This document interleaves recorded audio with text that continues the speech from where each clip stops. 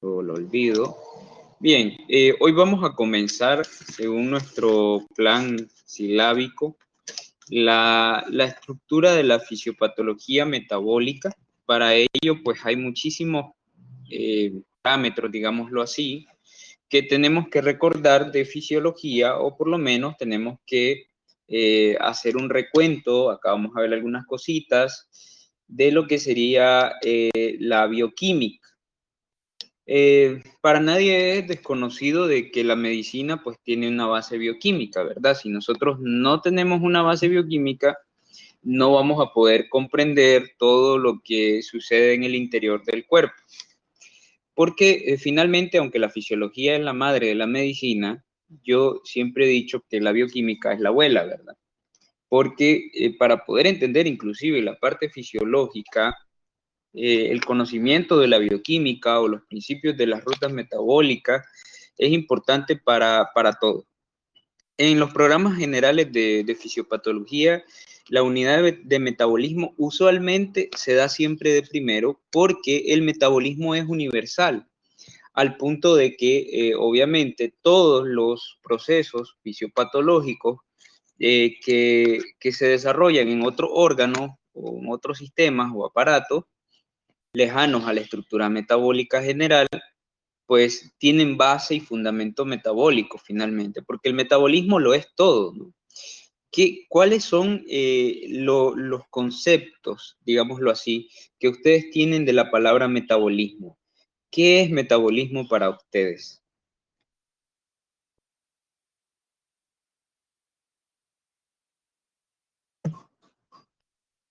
Vamos a preguntar Vendría directamente. siendo como un proceso, profe, por Ajá, es el como un que proceso. podría, como decirse, tal vez químico o físico, que se le realiza alguna sustancia para poder obtener otra, tal vez. Muy bien, por ahí vamos. Vamos a ver quién más nos da Para más. mí el metabolismo pues es un concepto muy difícil porque, o sea, la gente ahora piensa que el metabolismo es cuando uno hace una digestión rápida, pues por decirlo así, pero no, la gente pues, o sea, utiliza mal ese concepto. El metabolismo es la descomposición de los alimentos en macromoléculas y micromoléculas para que el organismo los pueda absorber y utilizar de la manera correcta, de acuerdo a la función. Estupendo, muy buen aporte, ¿verdad? Fabiola y Karina Karina menciona que es un proceso, ¿verdad? Pero eso cuando la palabra proceso en fisiopatología tiene un peso bastante grande, porque un proceso es algo transicional, es decir, algo cíclico, pongámoslo así, que se está constantemente cumpliendo en el interior del cuerpo del paciente. Ahora, muy importante el concepto de metabolismo que menciona Fabiola, que es el concepto metabólico, pero haciendo referencia a la estructura de la alimentación, ¿verdad? Y los requerimientos nutricionales. Es decir, la gente, y eso es cierto, muchísimas veces dicen, yo tengo un metabolismo rápido, ¿verdad? Como que si fuera un motor, pero lo que significa metabolismo es justamente, y utilizo las palabras de Karina, la transformación de las sustancias, ¿no? Las transformaciones de lo que entra y lo que sale. Entradas y salidas, ingresos y egresos, corresponden o componen a la estructura del metabolismo, ¿verdad? Metabolismo es entradas versus salidas, ¿verdad? No sé si recuerdan que en algunos de los mecanismos que hemos visto, nosotros hablamos de mecanismos compensatorios, ¿verdad? Que decimos que se retiene agua, que se elimina agua.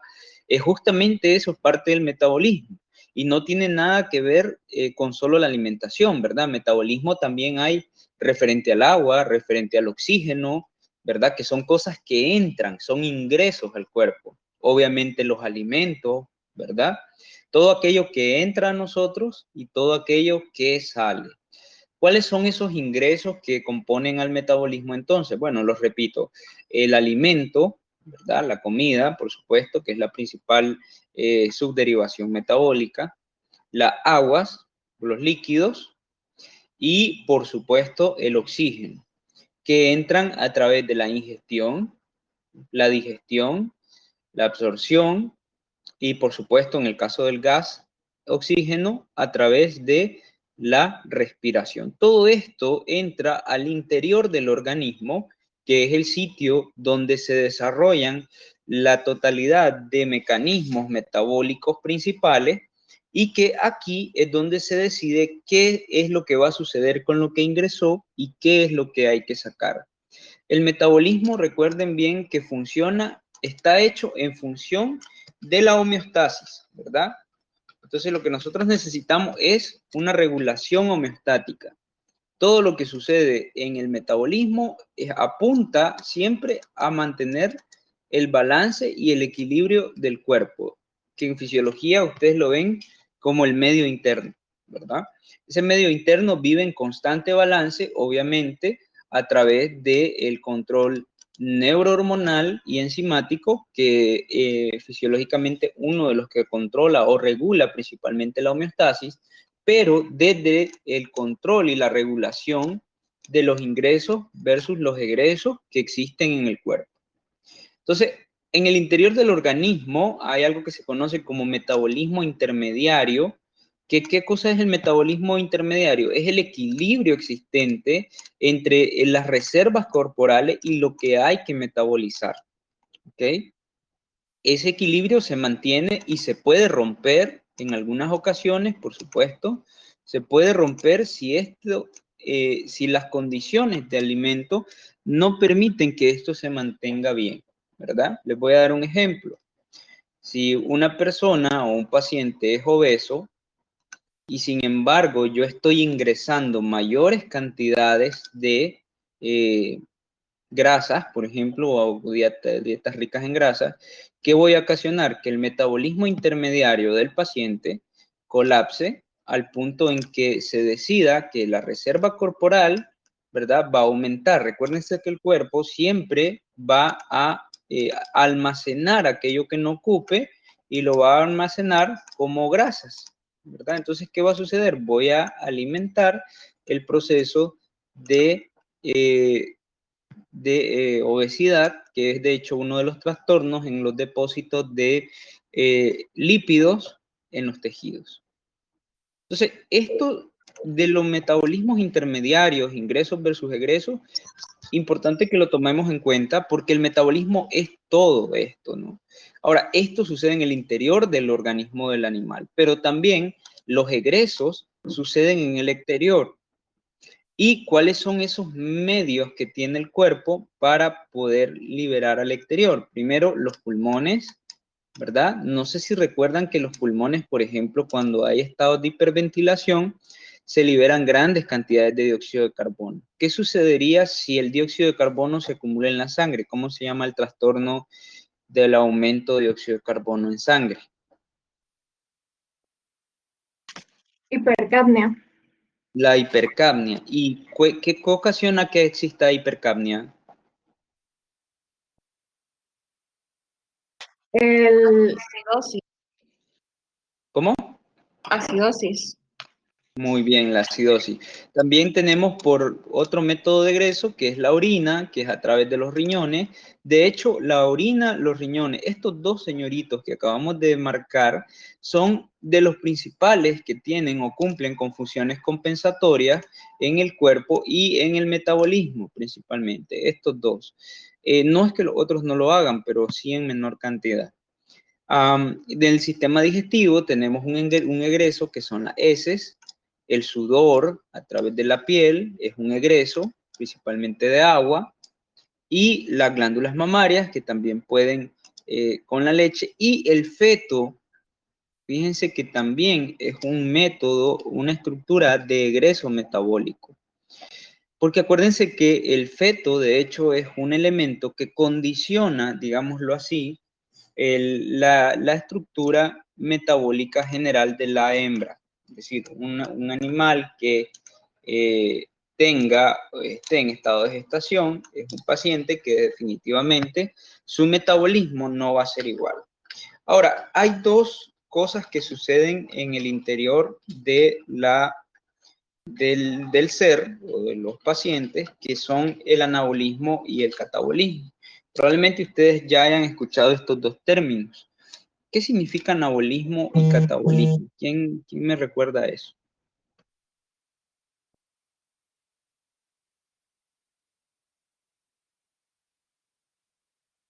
A ver. Anabolismo y catabolismo.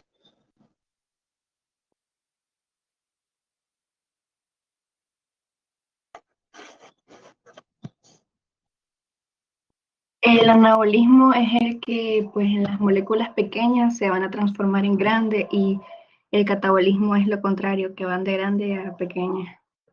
Muy bien, el anabolismo es básicamente unir, ¿verdad?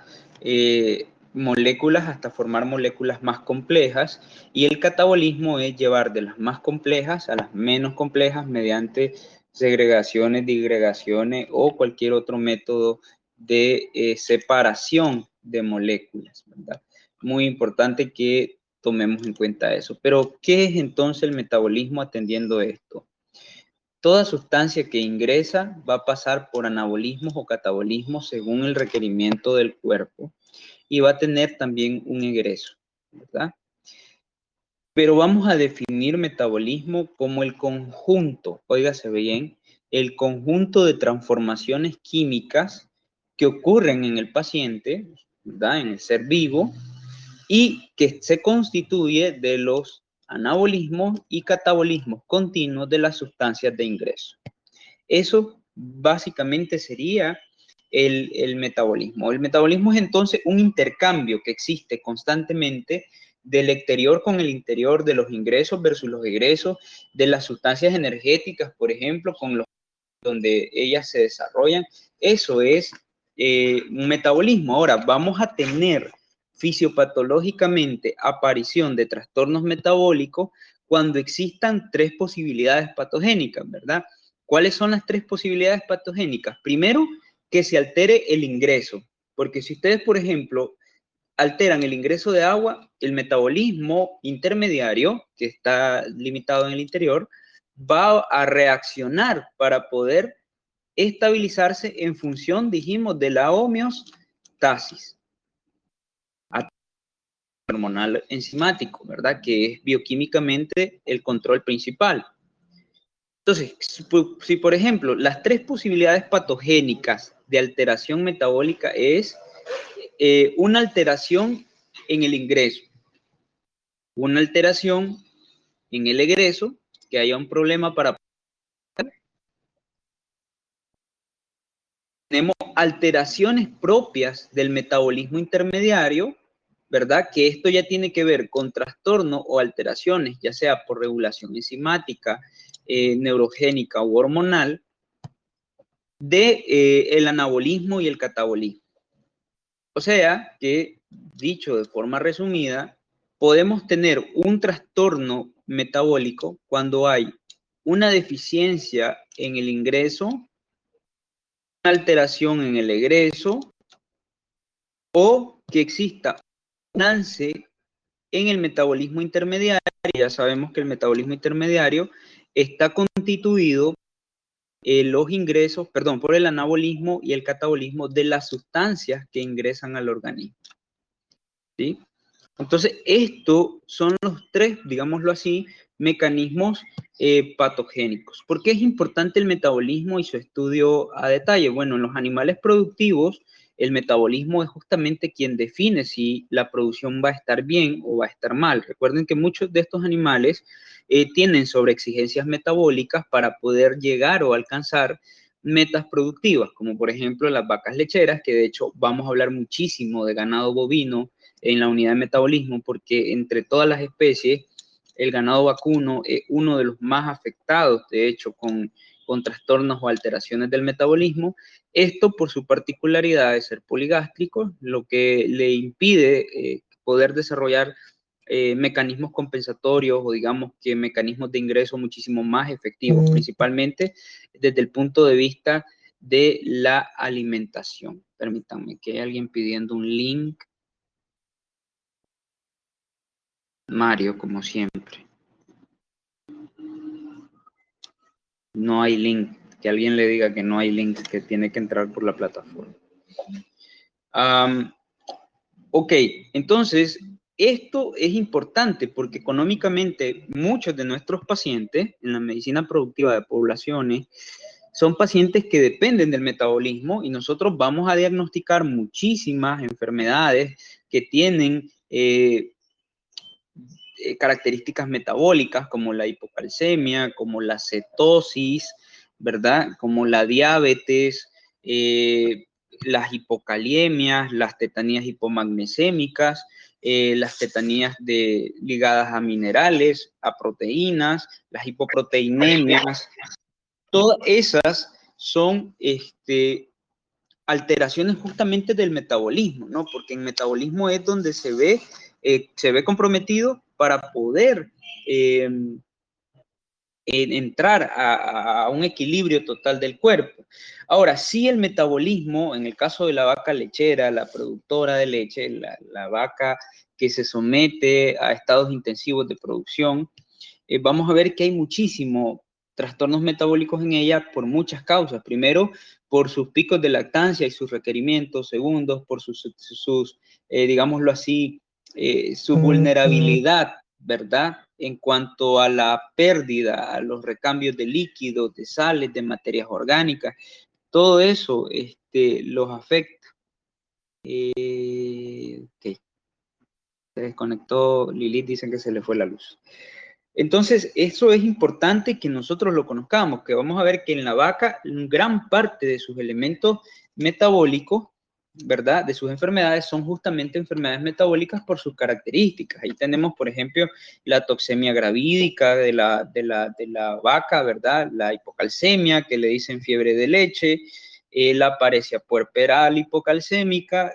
Todas esas enfermedades son principalmente enfermedades metabólicas, el síndrome de la vaca gruesa, el síndrome de depresión grasa en leche, el síndrome de Utrecht, todos esos son síndromes metabólicos. Por eso son muy importantes en medicina veterinaria. Muchísimo, muchísimo. Pero bueno, para estudiar el metabolismo vamos a ir por partes, ¿verdad? Vamos primero a estudiar al metabolismo de los glúcidos. ¿Qué cosas son los glúcidos? Cuéntenme. ¿Qué son los glúcidos? Esta diapositiva la puse para llenarla.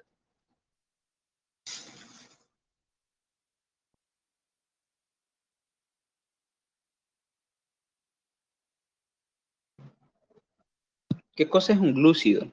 Los hidratos de carbono, ¿no, profe? Bien, los hidratos de carbono. ¿Y qué importancia tienen los hidratos de carbono en el metabolismo de los glúcidos? Pues los hidratos de carbono son la primera fuente de energía que utiliza el organismo. Ok, podemos decir que los hidratos de carbono son la fuente principal de energía. Cuando hablamos de hidratos de carbono o glúcidos, nos referimos a azúcares, ¿verdad? Vamos a ponerlo de otra manera, las azúcares. Porque justamente, como ustedes lo acaban de decir, los glúcidos, ¿verdad? Son fundamentales en el metabolismo energético, ¿verdad? Básicamente ellos son los que establecen las cantidades de energía que se necesitan en el organismo. Así, por ejemplo, en el estado de estrés, nosotros vemos que los glúcidos, la glucosa que se pone en disponibilidad está basada principalmente en la disponibilidad de glucosa e hidratos de carbono y obviamente en la derivación secundaria de proteínas y lípidos, que podríamos decir que las proteínas y las grasas, que son los lípidos, son las fuentes alternativas de la energía, ¿no? La principal, podríamos decir, que son los hidratos de carbono, los glúcidos, y esto lo que hacen, pues básicamente es la oxidación gradual de la glucosa, que es pues, donde vamos a tener las azúcares. Por eso es que ahí vamos a tener cantidades de energía en grande.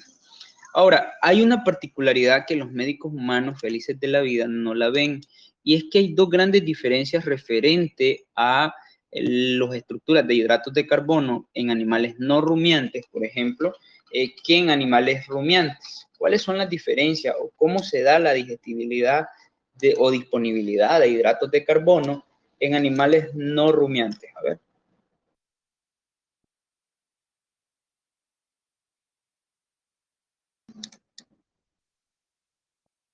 Ajá.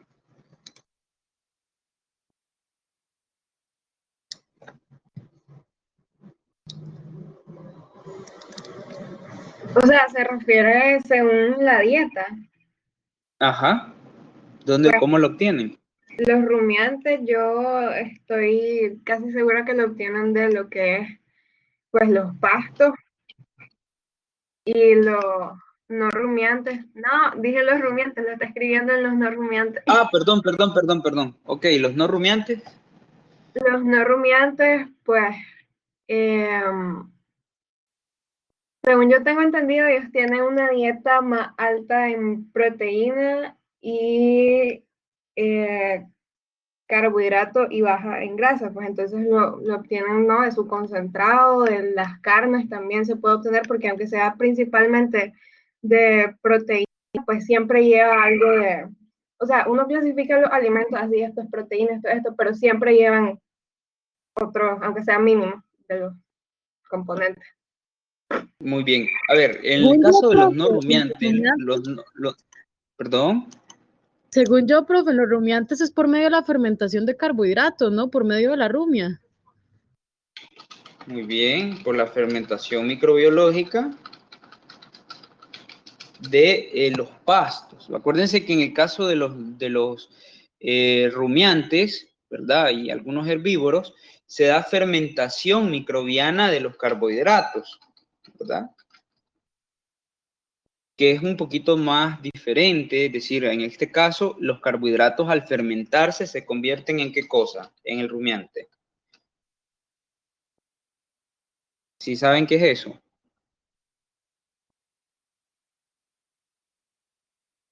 Profe, ¿podría repetir la Ácidos pregunta? grasos volátiles. Los ácidos grasos volátiles, excelente. Entonces vean cómo es la cosa. La cosa es así. En el caso de los no rumiantes, hablamos principalmente de los carnívoros, los carbohidratos, ellos, como decía Fabiola, lo obtienen de su dieta, ¿ok?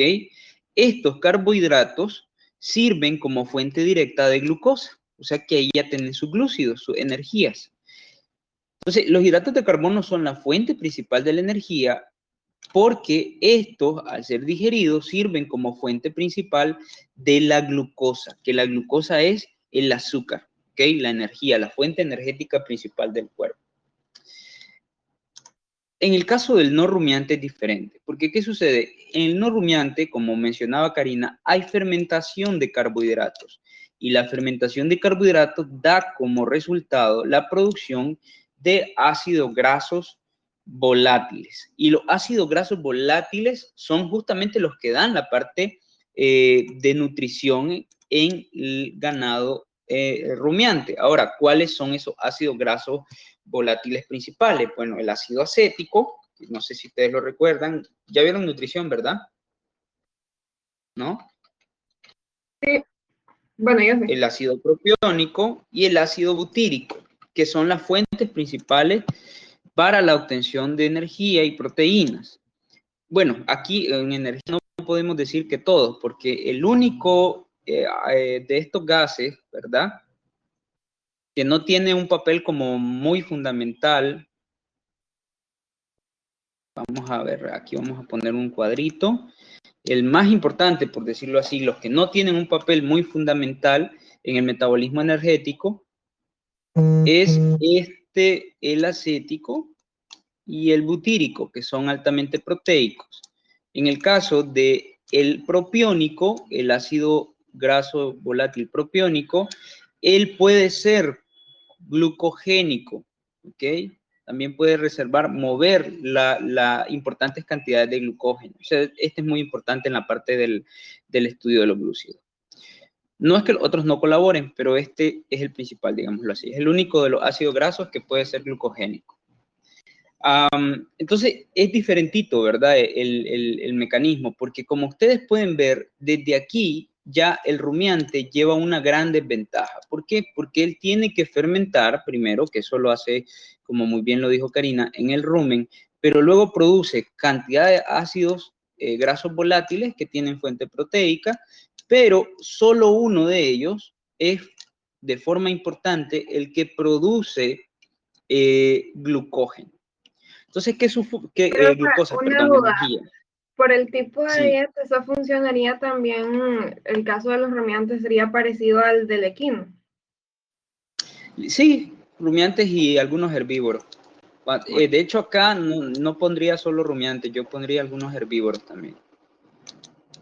Sí, porque acuérdense que el herbívoro, pues lo que come es también fermentación de celulosa, que lo hace a través de los pastos, ¿verdad? Ellos no comen carnes, no comen dietas más abiertas como los no rumiantes. A diferencia del puerquito, por ejemplo, el puerquito sí puede tener dietas bastante diferentes y no es fermentativo. Me refiero a que el puerco no tiene un proceso fermentativo similar al de la vaca o al del caballo o al del conejo, por ejemplo, ¿no? Entonces, ahí hay una separación, así que el término quizá rumiantes quedaría como muy limitado. Ahí podríamos meter otro herbívoro. Muy buen aporte, Fabiola.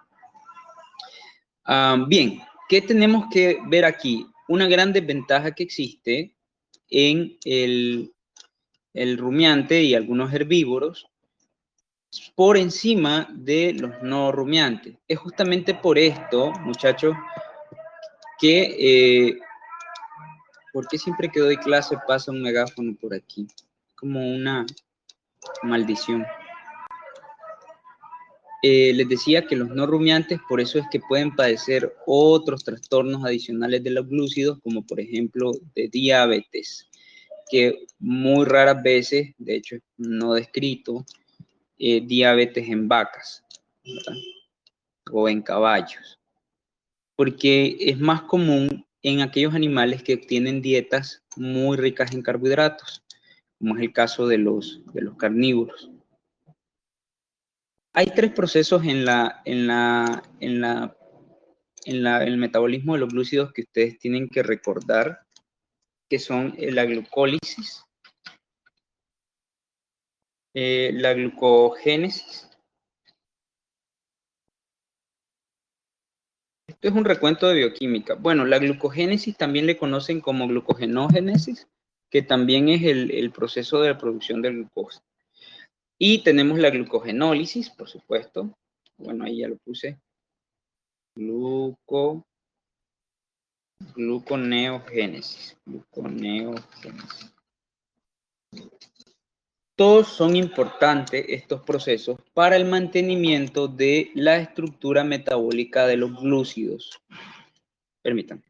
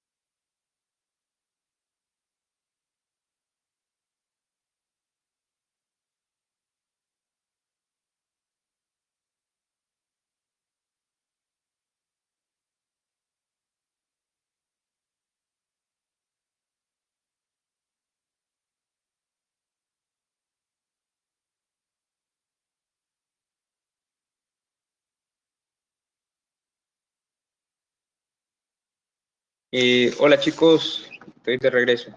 Ok, entonces acá tenemos los tres elementos que son la glucólisis, la glucogénesis, la gluconeogénesis. Yo creo que me hace falta uno aquí. La glucogenólisis, no la pusimos. Vamos a ponerla por acá. Glucogenólisis. Ok, estos cuatro procesos que existen son fundamentales en el mantenimiento de el metabolismo de la glucosa, de los glúcidos. Ahora, ¿qué es lo que pretende el metabolismo de los glúcidos? ¿Cuál es la finalidad? Bueno, el mantenimiento de algo que se le conoce como glicemia, ¿no? Ustedes saben que la glicemia es el valor normal, digámoslo así, el valor normal de azúcares en la sangre.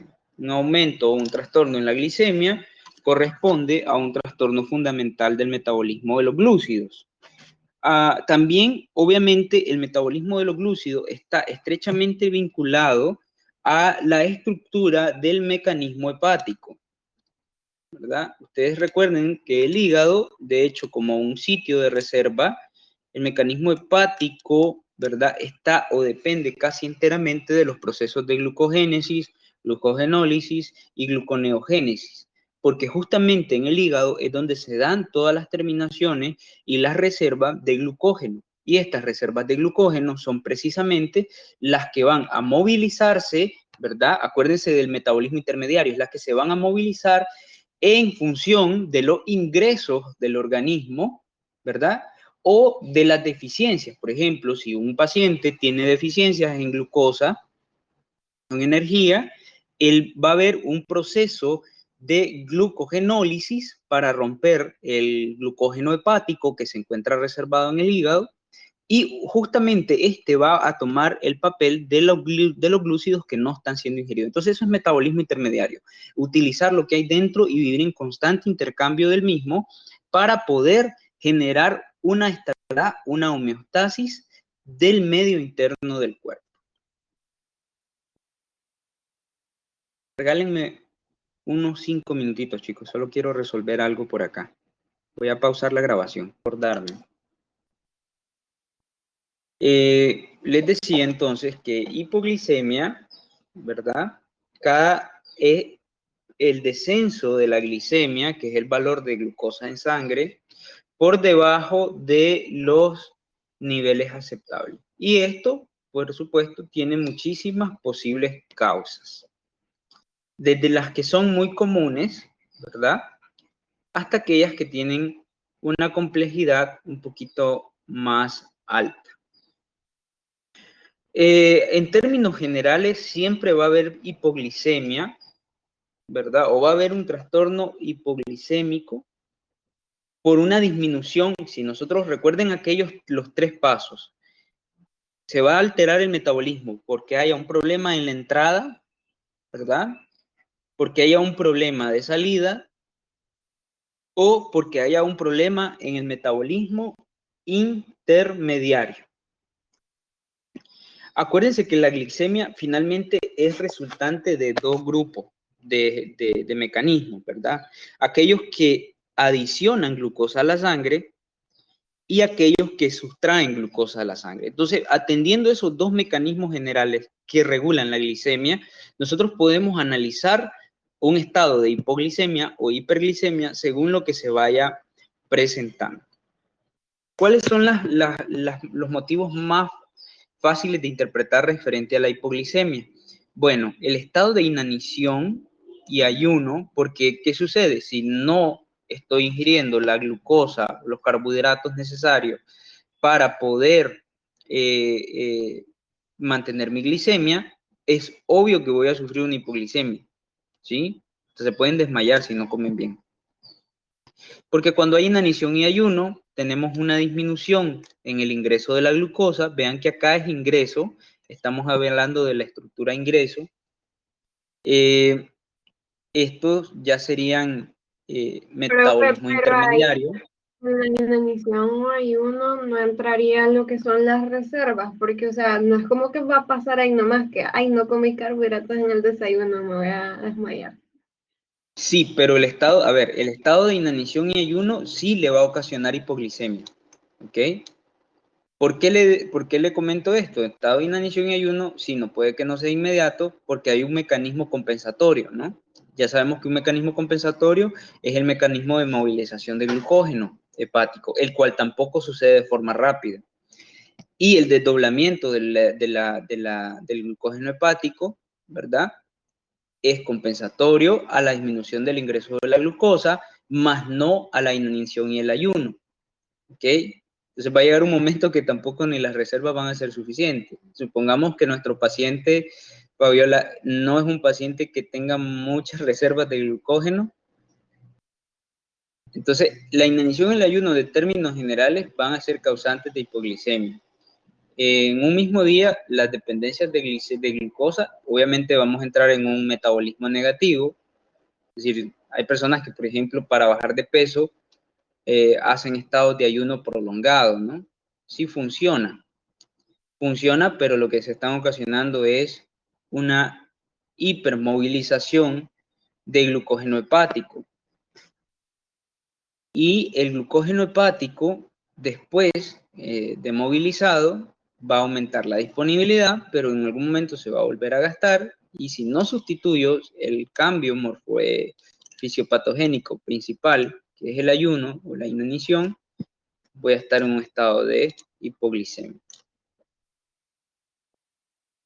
La otra causa es que la ración no sea adecuada. En esta de particular, los estados de ingestión insuficiente de glúcidos también van a ocasionar hipoglicemia. Si yo no estoy alimentando a mis pacientes o a mis animales, ¿verdad? Con las cantidades necesarias de ración, ahí es donde vemos animales que entran en un estado de balance negativo y entran en un estado de hipoglicemia. ¿Compensatoria? Sí, probablemente, pero en dependencia de sus cantidades. Luego tenemos el trastorno de mala absorción intestinal. Esto pues es una alteración del intestino. Aquí pueden ser por un montón de cosas, ¿verdad? Las deficiencias de ciertos factores que ayudan a la absorción en el intestino, los estados diarreicos, por ejemplo, ocasionan que la motilidad intestinal sea tan alta que no permita que se dé la absorción. No sé si recuerdan cuando hablábamos de diarrea, que les decía, la diarrea, puede haber diarrea por aumento en la motilidad, porque la motilidad es tan rápida, es decir, el movimiento del intestino es tan rápido, que no permite que ni siquiera se reabsorba el agua del ciclo hídrico enterosistémico. Sucede igual con los alimentos, ¿no? Si está con diarrea, si tiene hipermotilidad intestinal, obviamente va a haber un trastorno, ¿verdad? De adición, digámoslo así, de nutrientes, es decir, no se van a poder absorber los nutrientes que son desnaturalizados gracias a los elementos exteriores, gracias a los elementos exteriores intestinales que permiten la absorción y el aprovechamiento de los nutrientes. Entonces, la mala absorción intestinal tiene que ver no solamente con estados de motilidad, sino también con los estados de, digámoslo de esta manera, de funcionalidad del intestino, ¿ok? Porque también, por ejemplo, si hay una infección intestinal que atenta contra la integridad de la mucosa, también puede ser una causa en la disminución, óigase bien, disminución en el ingreso de glucosa. Porque en este caso, la ración puede estar buena y las horas de, digámoslo, las horas de alimentación, es decir, que no hay estados de inanición. Pero hay una disminución en el ingreso de la glucosa porque la estructura que se encarga de absorberla no es adecuada. Esto principalmente en lo que serían los monogástricos, ¿no? Ahora, también hay problemas que están basados en el aumento de la captación. El aumento de la captación. Estos eran trastornos, los primeros que están en azul, son trastornos basados en la disminución en el ingreso. El aumento en la utilización o la captación de la glucosa y la insuficiente producción de endógena de glucosa son trastornos del metabolismo intermediario. Y por otro lado, la pérdida renal de glucosa es un trastorno de salida. ¿Ok? Entonces, vean cómo se diferencian todos. Cuando hablamos al inicio les decía que el metabolismo siempre va a estar dañado por tres partes. Por la entrada, y las tenemos acá, las disminuciones en el ingreso. Por la salida, en este caso por las pérdidas renales de glucosa. Y por el metabolismo intermediario, que ya es el anabolismo-catabolismo, y la utilización, que ya está ligado a la estructura interna del paciente. Las pérdidas renales de glucosa, ¿cuándo suceden? Cuando hay glucosuria, que hay grandes cantidades de glucosa en la orina, que se le conoce como glucosuria. Ahí se pone el síndrome de Fanconi, que es un síndrome de hecho de glucosa en orina, creo que en algún momento lo abordamos. Y la glucosuria renal va a repercutir, por supuesto, en las pérdidas renales de glucosa y va a ocasionar hipoglicemia. ¿Por qué? Porque acuérdense que a niveles renales existen filtraciones de glucosa. O sea, la glucosa es filtrada de forma primaria. La glucosa es filtrada de forma primaria en el riñón para crear la orina principal o la orina primaria. Esa orina primaria, es decir, esa glucosa después se reabsorbe y se convierte en los túbulos contorneados en glucosa que pasa al interior de la sangre de nuevo, o sea, que es de vuelta a la sangre. Pero esa glucosa, la glucosuria, cuando se presenta es cuando el umbral de absorción o de reabsorción no es correcto. O sea, el paciente sí está eliminando, creando orina primaria, está filtrando bien, pero el glomérulo está pasando demasiada glucosa. ¿Y qué sucede acá? Bueno, los túbulos son insuficientes para reabsorber y ahí es donde se presenta el problema, porque si no estamos reabsorbiendo las cantidades de glucosa que se están filtrando, se está perdiendo el elemento glucosado y por supuesto se está perdiendo glicemia y vamos a estar en un trastorno bastante grave. También hay algunas situaciones que aumentan la utilización de la glucosa y eso puede dar hipoglicemia. Óigase bien, aquellos estados en los que se aumenta el uso de la glucosa pueden causar también hipoglicemia. ¿Por qué? Porque si yo tengo una dieta balanceada, pero de pronto estoy en un estado en el que mi cuerpo está demandando más de lo que la dieta me dice, entonces yo puedo estar en un estado de hipoglicemia, porque estoy aumentando las captaciones de glucosa en todos los elementos que yo tengo en el organismo. Entonces, eso me repercute de forma significativa en el desarrollo de algún trastorno de la glicemia. Por ejemplo, ahí tenemos la lactación profusa, como ustedes pueden saberlo. El estado de lactación requiere una demanda energética bastante grande. Y esa demanda energética bastante grande hace que se aumente el uso de la glucosa disponible y el paciente puede estar en un estado de hipoglicemia. El ejercicio intenso o los esfuerzos prolongados también pueden ser causa de aumento de las utilizaciones de glucosa. Y esto, recuerden que el ejercicio intenso, por ejemplo, en algunas especies, como en el caballo, bueno, como algunos perros de caza, ahí se requieren mayor cantidades de energía. Los caballos de carretón, por ejemplo, que los viven explotando, son caballos que necesitan o que están sometidos a un esfuerzo prolongado y a veces bastante intenso. Y eso hace que se capten mayores cantidades de glucosa. Entonces, al captar mayor cantidad de glucosa, el paciente puede estar en un estado de hipoglicemia porque está aprovechando toda la glucosa que hay disponible. ¿Qué otra cosa también puede estar acá presente? Bueno, los estados de toxemia de la preñez, ¿verdad? Porque aquí tenemos las vacas que están en un estado de toxicosis. Las toxemias de las preñeces las vamos a ver. De hecho, nosotros acá es cuando hay menos elementos, que la vaca o la oveja o el paciente no es lo suficiente para poder mantener la preñez. Entonces, la preñez le está demandando tantas energías que la demanda de utilización no termina en un estado de hipoglicemia. Es bien grave porque este estado puede terminar en otras repercusiones, justamente las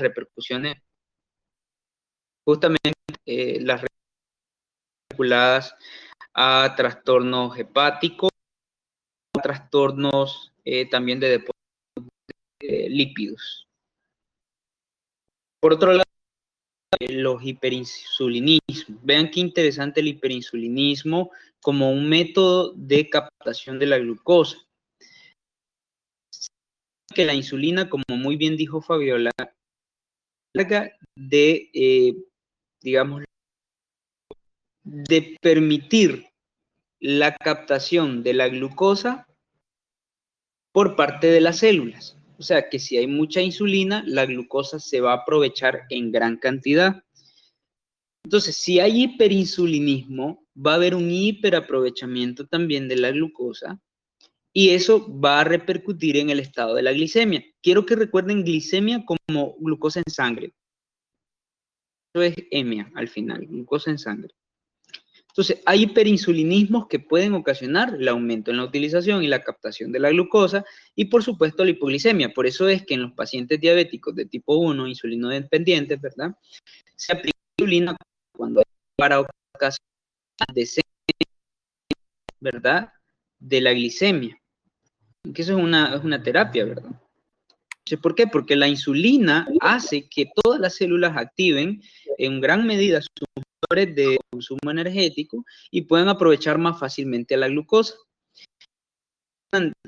Tipos de insulinismo que son que se dan en el órgano productor de insulina. El órgano productor Disculpe, son se lo las oí un células poco beta. cortado, no sé si seré solo yo. Está escuchando entre... Hola. Que se lo oí un poquito entrecortado ahorita, se le empecé a escuchar un poquito entrecortado ahorita. No sé si seré solo yo la que escucha así. Sí, yo por tanto, si hay alguien que me está escuchando entre cortes, solo María Yamilet. Sí, profe, se escucha un poco entrecortado. Voy a conectarme otra vez.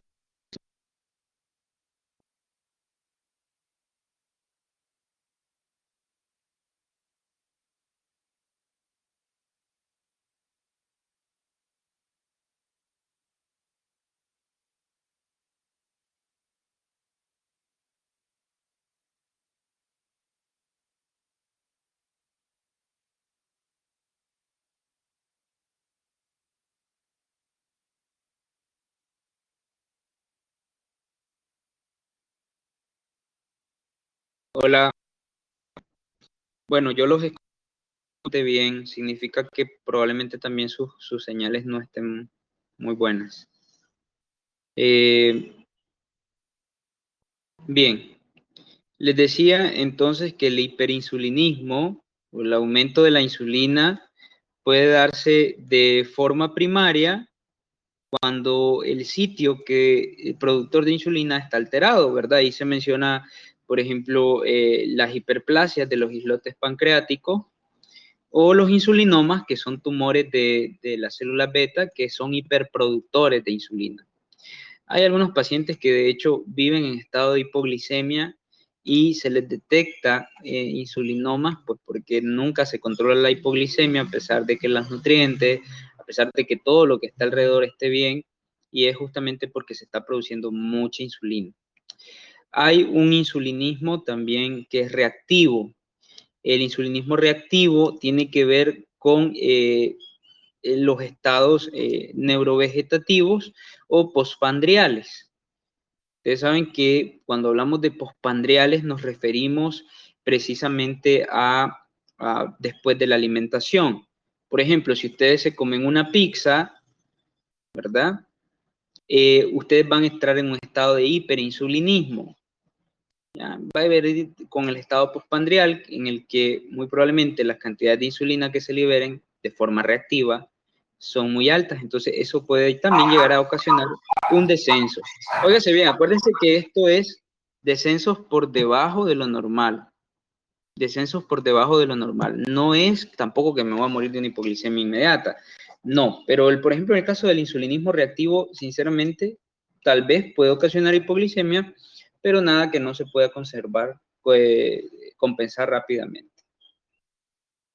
Y tenemos el iatrogénico. ¿Qué es el iatrogénico? Bueno, aquellos veterinarios que no estudiaron fisiopatología y que no saben que existen dos tipos de glicemia y pongan en exceso insulina y al poner mucha insulina en exceso le ocasionan al paciente una hipoglicemia y terminen casi por matarlo.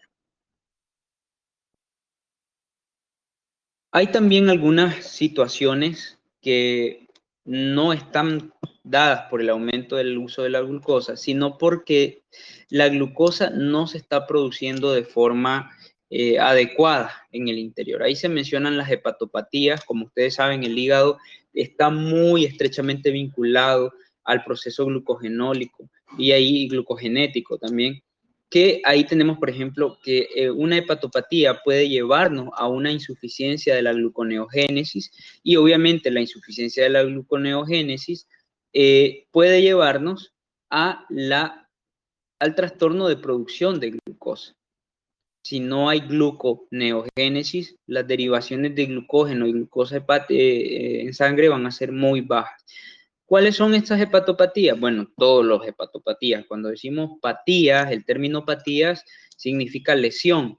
Entonces, si ponemos nefropatías, nos referimos a lesiones en el riñón, hepatopatías, a lesiones en el hígado, neuropatías, lesiones en el cerebro, cardiopatías, lesiones en el corazón. Entonces, todas aquellas lesiones como necrosis, ¿verdad?, defectos enzimáticos o gluconeogénicos que existan en el hígado van a repercutir en la gluconeogénesis, y eso pues va a ocasionar también un trastorno de alteración. También recuerden que en los mecanismos bioquímicos siempre hay sustratos. Entonces, para que se genere la gluconeogénesis, se requieren de sustratos que van a servir como sustratos principales, que justamente van a colaborarnos en el proceso de la gluconeogénesis. Entonces, si me hacen falta sustratos para la gluconeogénesis, yo me voy a encontrar frente a un problema de trastorno por insuficiente producción y una hipoglicemia consecuente. Las hipoglicemias tienen significancia muy importante. La principal significancia, digámoslo así, de los mecanismos de hipoglicemia es que las necesidades de glucosa, cuando se disminuyen, pueden afectar al sistema nervioso central. ¿Ok? Eso no lo podemos perder de vista, porque el sistema nervioso central va a depender en gran manera de los elementos a los que tanto oxígeno como energía son de alta importancia para ese órgano. Ok, también podemos tener, aquí se mencionan los defectos, las insuficiencias en la glucogenólisis.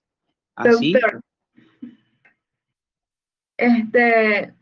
los trastornos en la tiroides no podrían afectar, o sea, el hipertiroidismo no podría generar una hipoglicemia.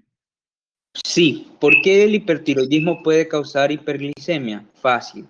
Porque acuérdense que el estado de hipertiroidismo implica una alteración en la producción de la triiodotironina y la tetraiodotirosina. Estas dos hormonas en particular se hiperproducen en estado de hipertiroidismo. ¿Y eso qué significa? Bueno, ambas son promotoras del metabolismo basal.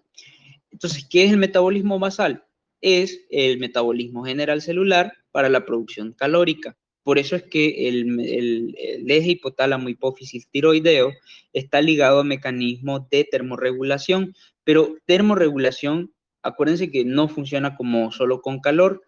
Al aumentar el metabolismo basal de las células, también puede aumentar los requerimientos de glucosa, porque ellas necesitan justamente glicemia o azúcares para poder generar calor a través de la T3 y la T4, porque su metabolismo basal se aumenta tanto que las combustiones metabólicas en general, los ciclos de respiración, de aprovechamiento de glucosa, todos se ven elevados. Por eso es que la persona o el paciente que es hipertiroídico es un paciente muy delgado. ¿Por qué? Porque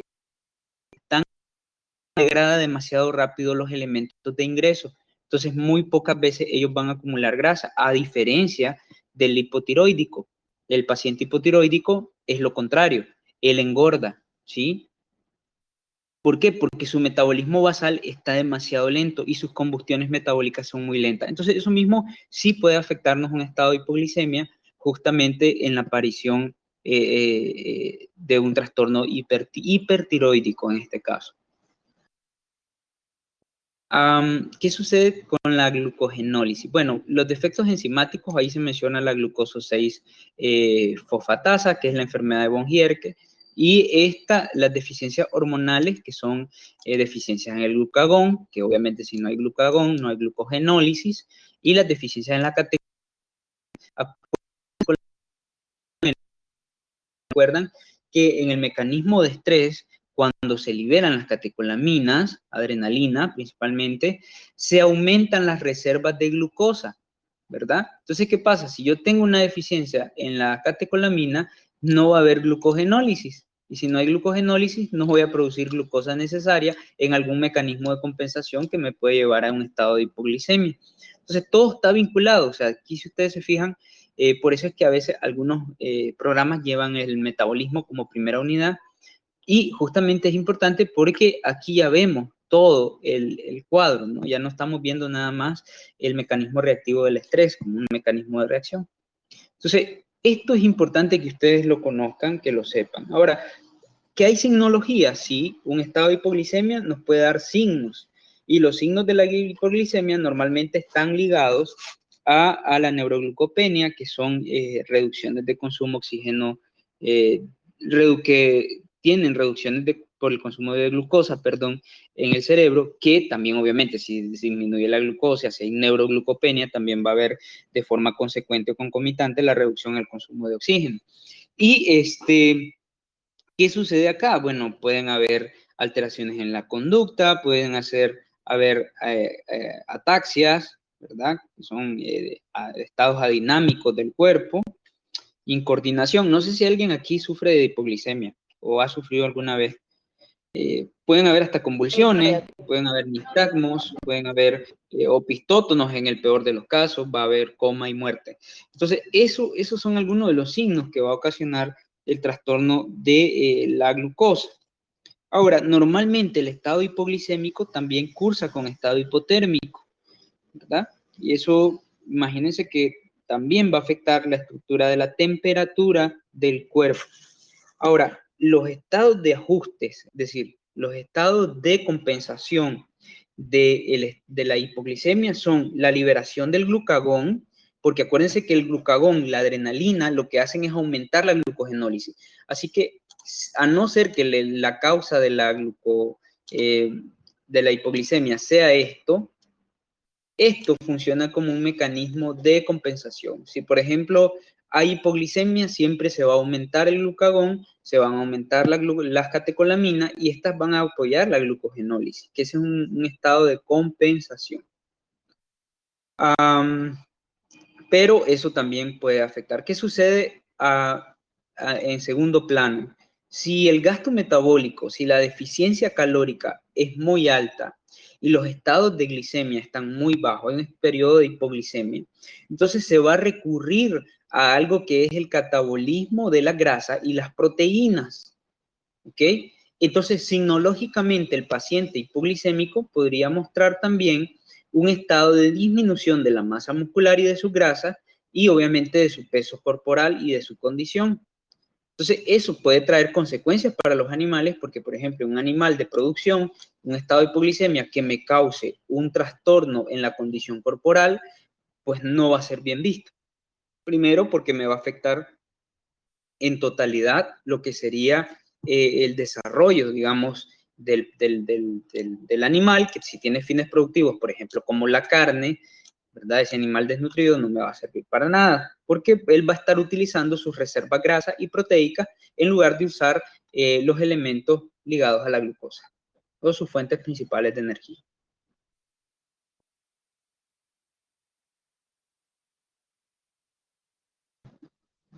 Bien, voy a tomarme un minuto, solo voy a tomar agua y regreso. Llevamos 59 minutos. Si gustan, nos tomamos 5 minutos como de receso, ¿les parece?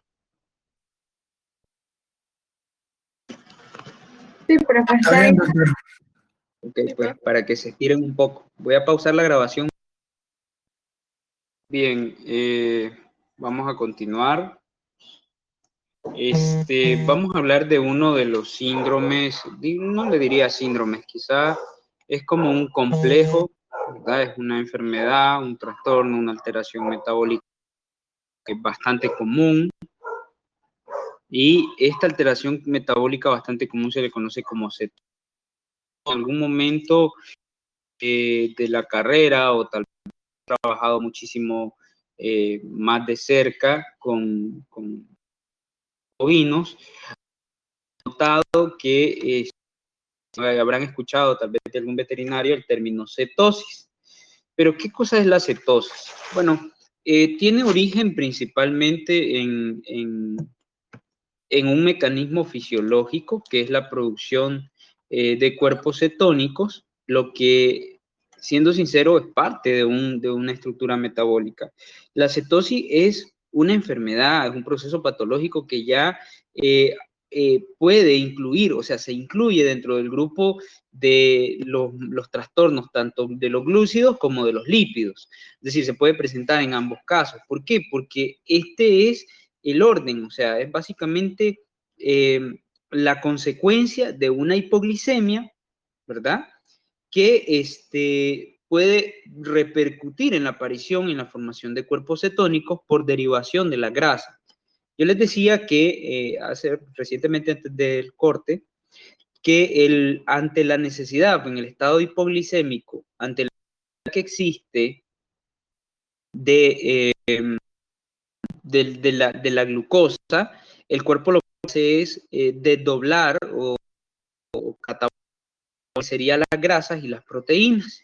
Entonces, de forma secundaria, en el catabolismo de las grasas, tenemos como resultado de desecho que son las cetonas. El problema de las cetonas es que cuando ellas se acumulan, cuando se están acumulando más cetonas de las que se pueden,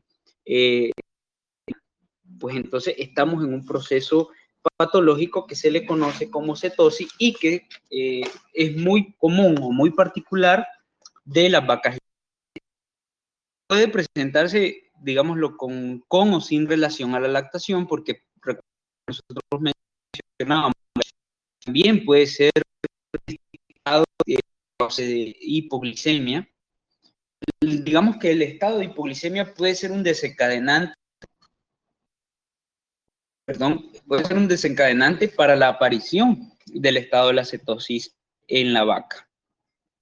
Normalmente este estado se presenta en la vaca lechera posterior al parto, podemos mencionar dentro de las segundas semanas en adelante, y esto pues se da por el complejo negativo que hay, el metabolismo negativo de la vaca, porque hay ciertas particularidades en la vaca que la hacen, digámosla, vulnerable al estado de la cetosis por el desdoblamiento de las grasas. ¿Qué es lo que sucede con esta? El estado posparto de la vaca es un estado que es muy sensible, porque las necesidades metabólicas de la vaca son demasiado altas, más altas de lo que realmente se pueden compensar. Es decir, hay muchas más demandas que las que ella puede producir. Y el ganado bovino, el rumiante en particular, se encuentra en desventaja para su compensación glicémica. ¿Por qué se encuentra en desventaja? Bueno, primero porque en el caso del rumiante, el hígado, digamos, es como el único centro cetogénico en el caso del ayuno y la inanición. O sea que si esas causas serían las causas de hipoglicemia, vamos a tener la producción de cuerpos cetónicos desde ahí. Eso es lo que sucede en el animal, en el paciente común, ¿verdad? La producción de cetona, digámoslo, cuando hay un estado de hipoglicemia por desdoblamiento de alguna base secundaria de energía. El problema es que en el rumiante, el hígado también puede acompañarse con producción de cuerpos cetónicos en otros espacios, como por ejemplo en las paredes de las cavidades gástricas, principalmente del rumen y del omaso, del librillo. Y ahí es donde se comienzan a producir grandes cantidades de cuerpos cetónicos, a diferencia de las otras especies que no poseen rumen ni poseen omaso. Solo para que se den una idea, en total, una vaca, ¿verdad?, tiene un requerimiento tisular de aproximadamente 800 a 1000 gramos por decilitro de glucosa. La vaca, a duras penas, por su sistema digestivo, puede producir apenas entre 60 a 120 gramos por decilitro. O sea que ella en toda su vida vive en compensación negativa. Porque si produce apenas 60 y necesita 900, imagínense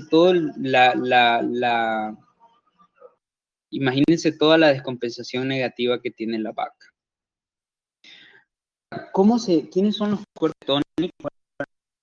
Están muy ligados a los grasos volátiles, la acetona, con el mismo nombre como lo que utilizan para las uñas, el ácido acetoacético y el ácido beta hidroxibutírico, ¿verdad? Que son los tres cuerpos cetónicos más que se encuentran en mayor cantidad. El problema de la cetosis es que cuando ya alcanza estados de cetonurias y cetolácteas, o sea que los cuerpos cetónicos se van a liberar en la orina, en la leche, incluso en el vapor de la respiración, un olor particular a cetonas, que es muy común en las vacas lecheras en producción. Hay estados de cetosis subclínica, cetosis que realmente no son tratadas, porque ya se conoce que el rumiante ya tiene una deficiencia general. El eje principal de la cetosis es el equilibrio que debe existir entre la cetogénesis y la cetólisis, que son la producción y la eliminación o destrucción de los cuerpos cetónicos. Entonces, la cetosis se va a presentar cuando este equilibrio entre cetogénesis y cetólisis se rompa. Entonces, ahí vamos a ver que a lo mejor si se están produciendo más de los que se pueden eliminar, vamos a tener cetosis. O si simplemente no se están eliminando los que se están produciendo por un trastorno en la cetólisis, entonces vamos a tener también cetosis, ¿verdad? Hay factores, inclusive factores nutricionales, que también pueden afectar en la aparición de la cetosis. Ahí aparece, por ejemplo, una cetosis primaria, que es conocida también como cetosis espontánea. Esto se da porque hay balance energético negativo. Esta es la que les decía yo, que se da en vacas que son altamente productoras, es decir, vacas que están sometidas a producción láctea de forma intensiva, o que poseen una genética muy rica, es decir, muy, muy pura. La cetosis acá se le pone como paradójica porque normalmente estas vacas están bien alimentadas, pero acuérdense que en la vaca no es el hecho de que estén bien o mal alimentadas, sino que simplemente ellas ya tienen una deficiencia en la compensación de los cuerpos cetónicos, y más que en la compensación, en la producción, es decir, ellos pueden producir más cuerpos cetónicos que cualquier otro animal. Cuando hay un estado de cetosis paradójica, que es primaria o espontánea en la producción, hay, por supuesto, altas demandas de glucosa. Estas altas demandas de glucosa repercuten en la aparición de un balance energético negativo, porque acuérdense que la vaca no puede compensar sus demandas de glucosa, ¿ok? No las puede compensar por más que ella quiera. Entonces, ¿qué sucede? El metabolismo dice, ok, hay que buscar otros medios. Primero, puede haber un estado de hipoglicemia. Y segundo, va a haber un aumento de la lipólisis, ¿ok?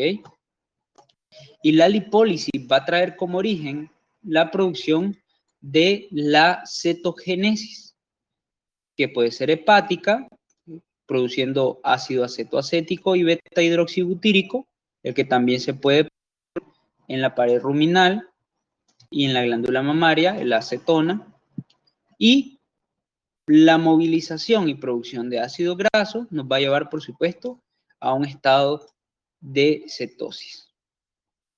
También hay cetosis que están basadas en las alimentaciones cetogénicas, las dietas o los factores cetogénicos, que también pueden ser un indicio de cetosis, ¿verdad?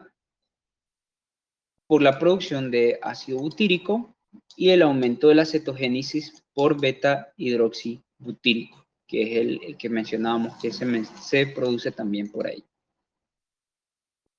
El principal causa, es decir, cuando hablamos de cetosis secundarias, que no son primarias o espontáneas, la principal causa es la de insuficiencia nutricional. Puede ser primaria y secundaria, ya sea por una disminución en el aporte del alimento, que eso ya es, hay unos que pueden ser involuntarios, secundarios a otra enfermedad. Por ejemplo, ustedes saben que la mayor parte de las enfermedades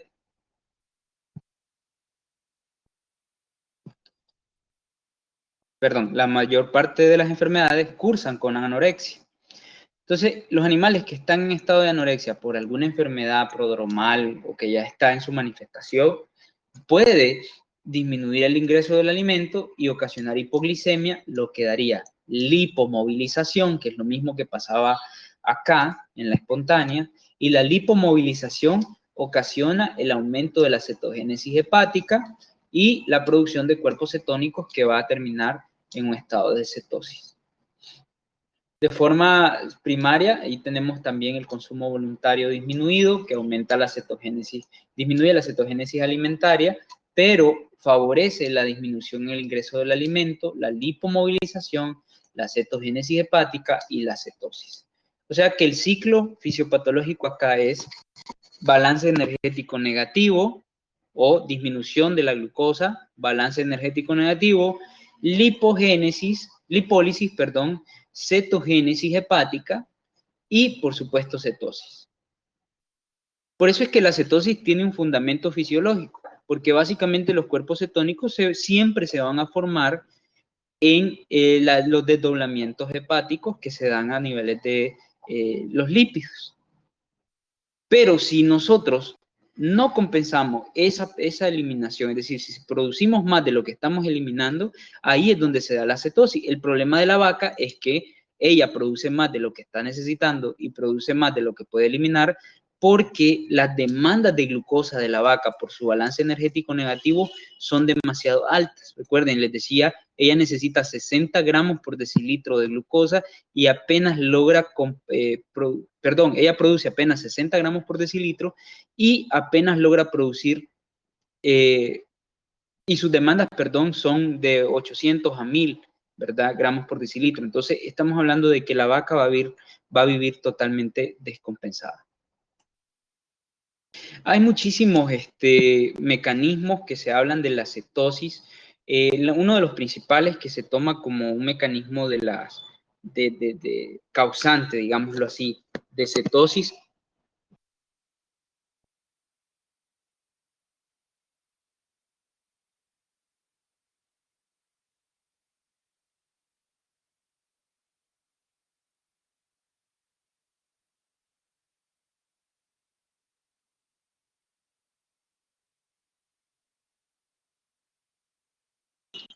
Lo siento, me desconecté por error. Les decía que entonces uno de los mecanismos que están principalmente basados en una de las posibles causas de la cetosis es la disminución del acetoacetato y la cetogénesis. Para entrar a esta parte nosotros tenemos que recordar todo esto que tenemos aquí puesto en esta gráfica. Bueno, aquí lo que ustedes pueden ver es la cuestión del oxaloacetato, el ciclo de Krebs, que se da a nivel celular. Esto que está acá es una célula. La entrada de la glucosa, que es importante en el ciclo de respiración celular. Como ustedes pueden ver acá, la importancia de la bioquímica. Esto que tenemos acá es la derivación del citrato a partir del oxaloacetato en el ciclo de Krebs para la producción de dióxido de carbono, agua y energía, que nosotros conocemos en ese ciclo como el ATP. Y tenemos un elemento que es muy importante, que es el citrato. El citrato, de forma secundaria, produce o es un precursor, digámoslo así, del oxaloacetato, que tiene dos funciones principales en el organismo de los animales. Una de esas funciones son las que le han atribuido al oxaloacetato por su presencia. Es decir, si ustedes se fijan acá, el tejido adiposo, cuando se desdobla en ácidos grasos libres, ¿verdad? Que tenemos aquí, la influencia de la ATP-teosinasa y la carnitina para la conversión, la síntesis de la acilcarnitina y la transferasa, que son ácidos grasos de acilcarnitina, que estos son precursores en la producción del acetil-CoA. el acetil-CoA en el ciclo de la cetosis tiene un factor muy importante. ¿Por qué? Les decía yo que una de las causas que se han atribuido también a la cetosis clínica es la disminución o la deficiencia del oxaloacetato, que es este que tenemos acá.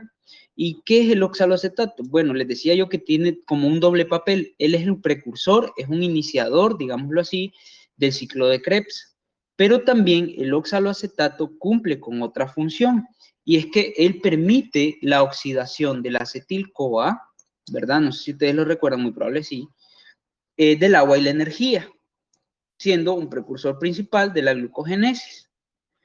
Entonces, esto de la derivación, ahí vemos el citrato que deriva acetil-CoA, malonil-CoA, y del malonil-CoA ácido graso, para acetil-CoA de nuevo ácido graso, y es un ciclo repetitivo. Lo voy a poner en otro color. Malonil-CoA, ácido graso, acetil-CoA de ácido graso, y acetil-CoA de nuevo. Entonces, este ciclo es repetitivo. De este ciclo derivan los llamados triglicéridos, que ahí se menciona, bueno, el glicerol, que es parte del tejido adiposo, con la función de los glicerofosfatos y la glucosa, que son compuestos.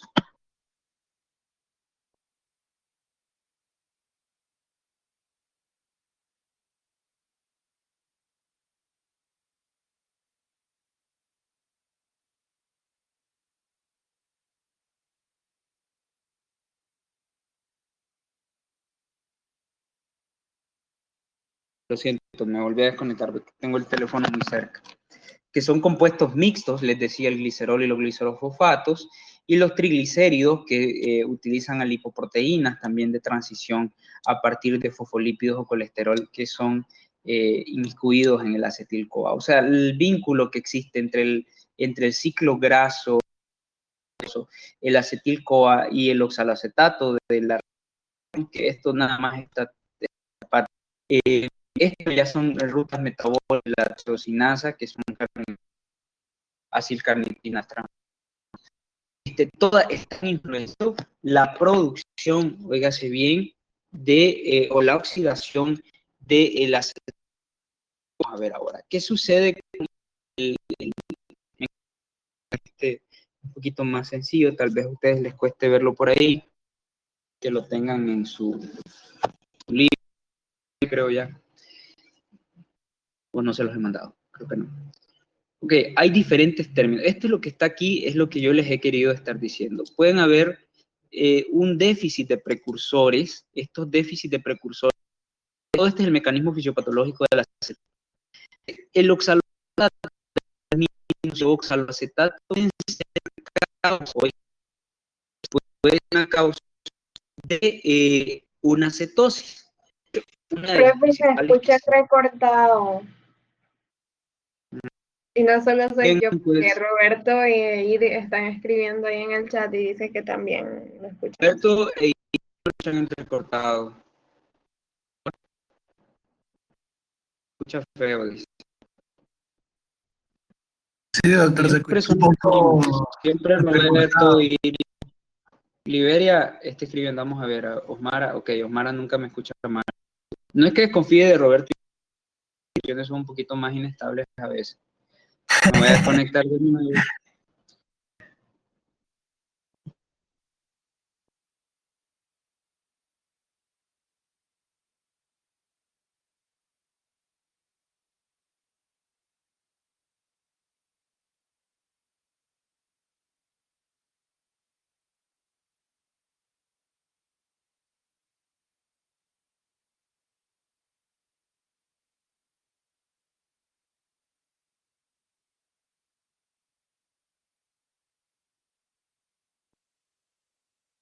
Hola, hola. ¿Y ahora? Se escucha mejor Se ya. escucha mejor.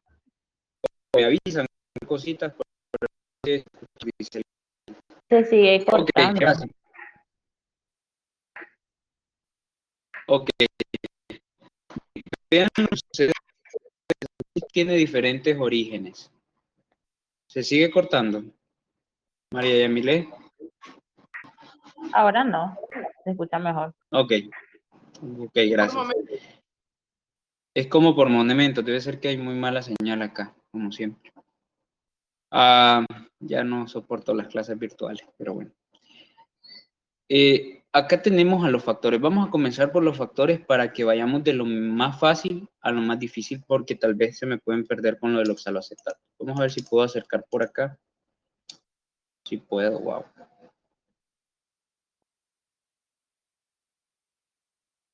Ok, ahí más o menos lo ven un poco más de cerca. Entonces vean, el estrés, cómo se pone como una de las causas universales, digamos, lo de cualquier trastorno. Pero acuérdense que estrés no solamente es estrés psicológico, sino también estrés metabólico.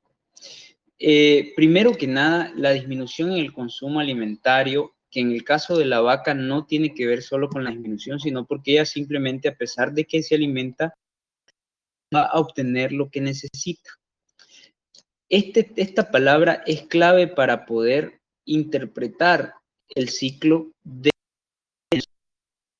y es lo del energético negativo de lactación profusa, que esto es en las vacas productoras. Las demandas de glucosa para la síntesis de la lactosa se aumentan demasiado. Entonces, ¿qué sucede? Al aumentarse, se ocasiona un balance negativo, porque la vaca no tiene las suficientes cantidades de glucosa para poder sustentar una lactación completa.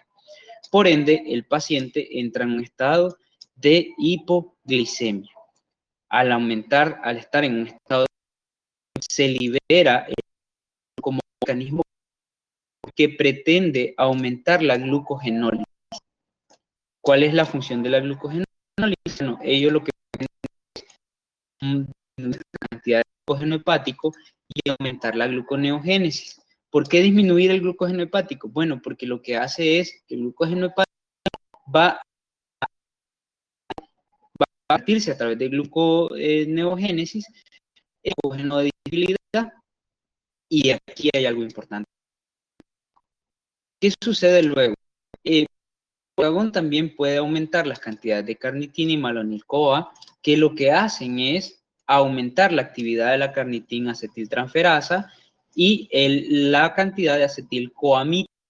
Fíjese bien acá, un acetilcoamida se aumenta. El aumento del acetil-CoA aumenta el acetoacetil-CoA, causante, digámosle así, de la producción del cuerpo en el hígado. El acetoacético-CoA que tenemos ahí adelante es productor de acetona y beta-hidroxibutírico. Por eso es que el estado de movilización, vean que ha tocado la movilización de la glucosa. Esto está siendo causado por la movilización del glucagón. Entonces, lo que hace es, les decía, activar la carnitina malonil-CoA, que nos lleva a de acetilamiga, que es cetogénico. Y como es cetogénico, el acetil-CoA hace dos cuerpos cetónicos, el beta y la acetona. Es una de las posibles causas. Profe, se sigue escuchando entrecortado. Y se escucha Claro, peor. no sé qué. Yo iba a Ahora sí decirlo, no entiendo profe. nada.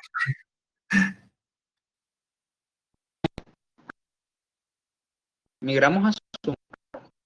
No se le entiende nada, doc.